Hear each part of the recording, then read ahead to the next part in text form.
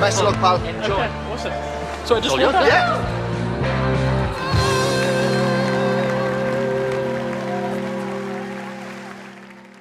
Hello. Hello, how are you? You look happy. I am. I'm quite delighted. Hello. What's your name? My name is Daliso. Daliso Chaponda. That's an amazing That's a name. Malawian name. Malawian. Yes. So I'm from Malawi, but I live in Manchester. Why have you come on Britain's Got Talent? I've come to make the people laugh. I am a comedian. Oh, and yes! a comedy writer. I would love the winner of Britain's Got Talent this year to be a comedian. Oh, no pressure. No pressure. Who are you here with? So I'm here just alone. My brother, no, he wanted to come. He's a doctor. And he was like, either I should save lives or come with you. Were your parents disappointed that one of you was a comedian, one of you was a doctor? They were absolutely horrified because I was studying computer programming. So I had a future. And I just decided, no, let me be a clown. So we shall see. Oh, darling, good luck. Okay, excellent.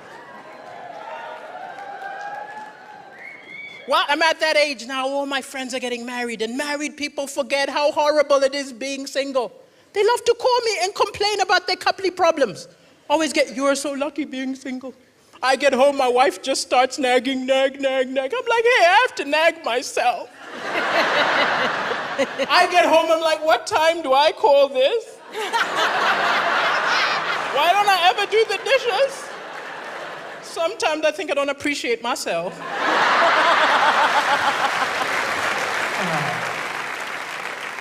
I haven't always been a comedian. I did some weird jobs. I used to clean houses, and I'll admit I was tempted to steal.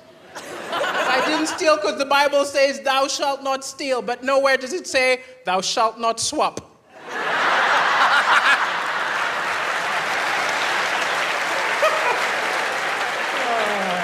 I took a stereo, left a Walkman. Took a plasma screen, left an Etch-a-Sketch. As I mentioned, I am from Africa. I moved here 10 years ago. And immediately I moved here, I heard a lot of British people talking about the financial crisis, the recession. I'm from Africa. What are you maniacs talking about? You call that a crisis? If that's a crisis, where is UNICEF? Where is Bono? I have not seen one save the UK concert. You can tell me it's a financial crisis when there are planes flying over Birmingham tossing fish and chips out the window.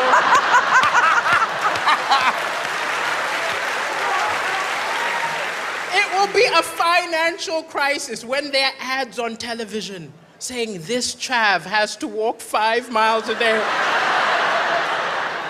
to get a bottle of WKD Blue.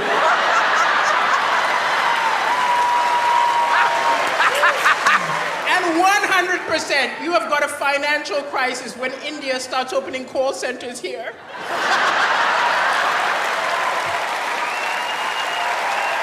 Can you imagine some poor guy in Mumbai calls his bank, ends up talking to a Brahmi? Thank you so much, Brahmi.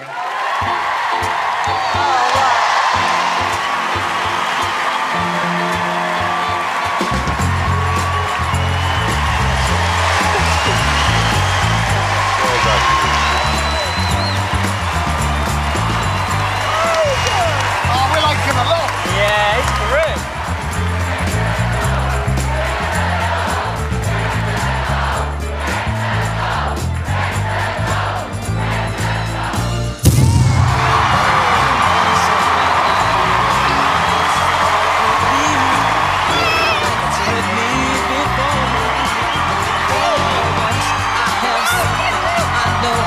Desert me, I'm not alone anymore. You got a win! Thank you! You're so funny, I thank you. I'm so happy!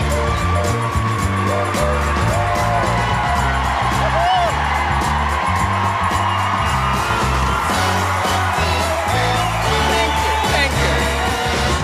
I just want to say, I think you're bloody hilarious. Thank you.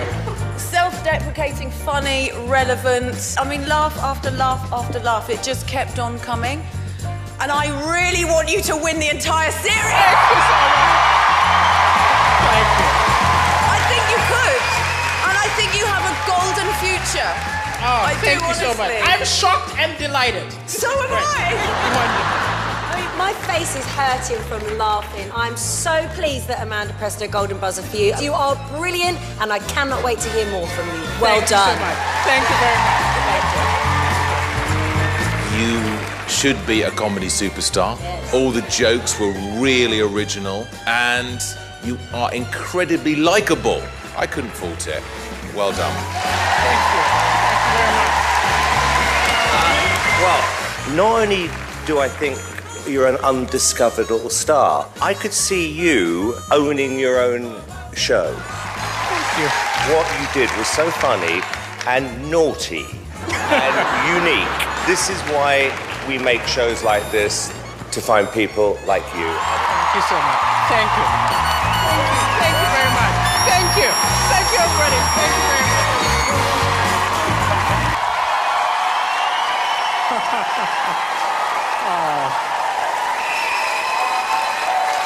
Thank you, thank you, thank you for that welcome, and thank you, Amanda, for pushing that buzzer. Ever since you did it, my life has been bonkers. People approaching me on the road saying, well done, but the most common question I get is, you're from where? Is it Mali, Maui? It's Malawi.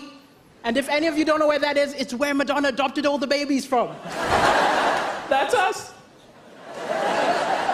Yeah, you're jealous. I do miss my little brother.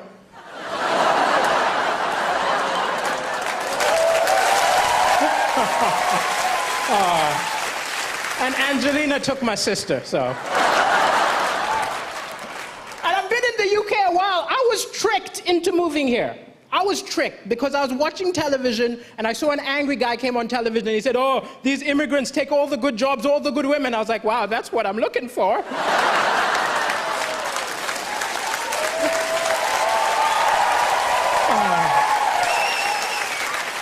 Sometimes comedy, it's hard to laugh sometimes because the news is full of depressing stuff. But I think the thing is, it's misleading because amazing things happen every day, little acts of kindness, but they don't report it. They put it on page 10, they open with the doom and gloom. If the BBC News was a mate of yours, you'd never go over. Look, I'm not going to that depressing barbecue. I'm gonna hang out with Cartoon Network. But it's an amazing time to be alive. People say stuff like, I miss the good old days. The good old days were terrible. We've got amazing stuff. We've got Wi-Fi. Yeah. We've got rights. Women can vote. Yeah. I'm black. 200 years ago, this would have been an auction.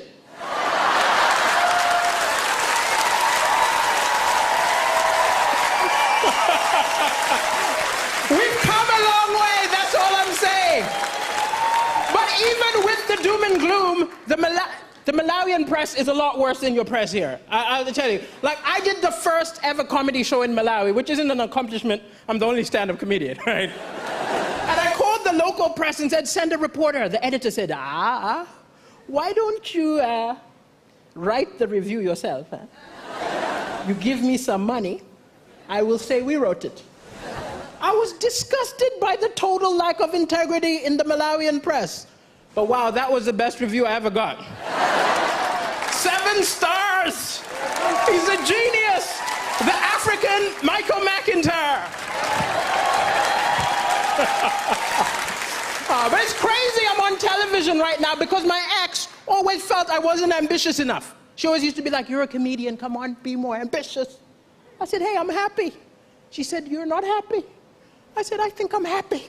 She said, no, be more ambitious. I did not sign up for somebody who's going nowhere. I snapped.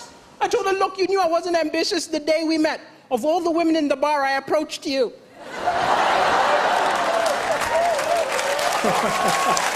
Yeah, you're laughing. I'm single now. And I am looking for love, I'll admit. I'm looking for love. You know, got to get that citizenship, you know. But it's hard to date on a budget. I remember going for a date and the woman made a lot more money than me, which isn't a problem. We're in the 21st century, but I was ashamed. I remember the waiter came up, assumed I was going to pay. Put the bill in front of me, I had to go, I'll get the next one.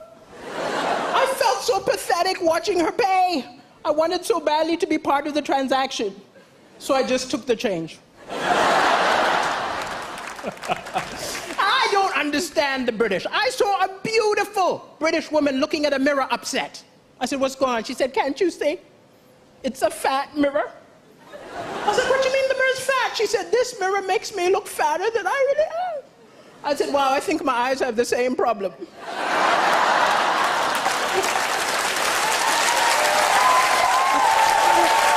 I was not mocking her. Don't be angry with me. It was a cultural misunderstanding. I'm from Africa. It's different. When we see someone overweight, we don't think go on a diet. We're more like, where did you get the food?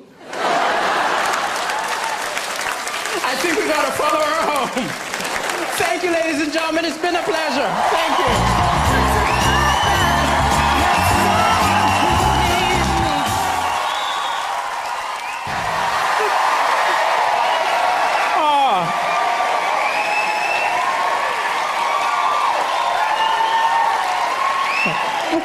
Thank you so much. It's so good to be back. And I just realized you've had Kenya, now Malawi. This part of the show has been sponsored by the old British colonies. But it's been so supportive and so wonderful since I did the show yesterday. People have been coming up to me and saying, oh, you were great. You're great. I hope you're better tonight. You were good. You're good. I hope you're better. Which is great, but you could not do this in any other part of your life. Could you go on a date and be like, my ex was really kinky. I hope you're better. But it's hard to be romantic, actually. I remember my ex looked at me once and she said, you know what, Daliso? I would die for you. I panicked. All that came out was, thank you. There was a long, uncomfortable silence. And then she went, would you die for me? I said, I'd take a punch.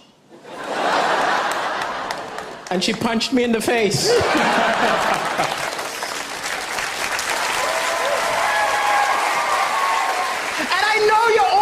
Right now because you've had that post-Brexit divorce talks. Will you get a good deal? Will you get a bad deal? If you get a bad deal, don't worry. I've got the backup plan for you. Join the African Union. We'll take you. Think about it. Your money's been devalued. You had MPs fiddling expenses. You're practically African.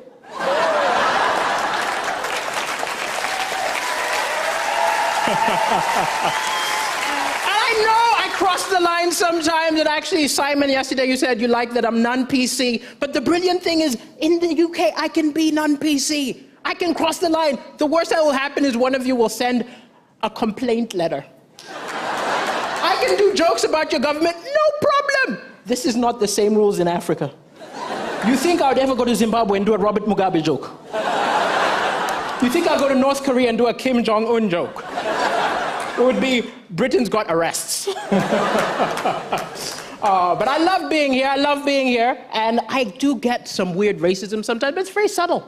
It's little things like, I was in a store the other day, somebody saw me, thought I was gonna steal something, started following me through their eyes. I just had a bit of fun, I just went, can you help me? I want to steal this.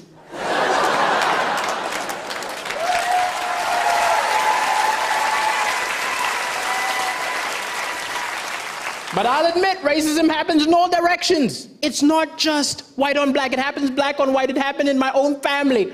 I was so ashamed. A friend of mine from Denmark decided to go backpacking across Africa. He passed through Malawi.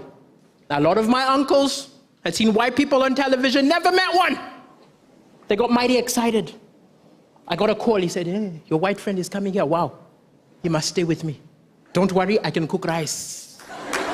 I think he figured white people need to eat white food. So I let him stay with my rice uncle, Ben. But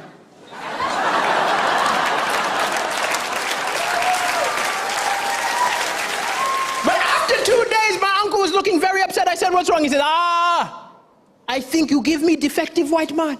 I said, what do you mean he's defective? He said, your friend, he acts exactly like us. I said, he's a human being. What did you expect? And with a tear in his eye, I was like, I thought he was going to do some crazy white things.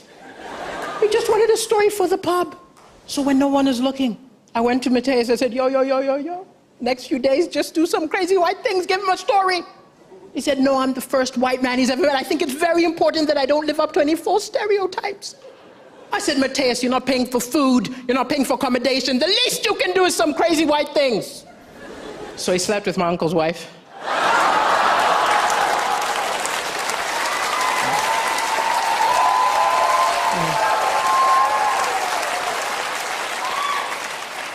And then he took his land. And then he made him a Christian. Thank you very much, ladies and gentlemen. It's been a pleasure. Thank you.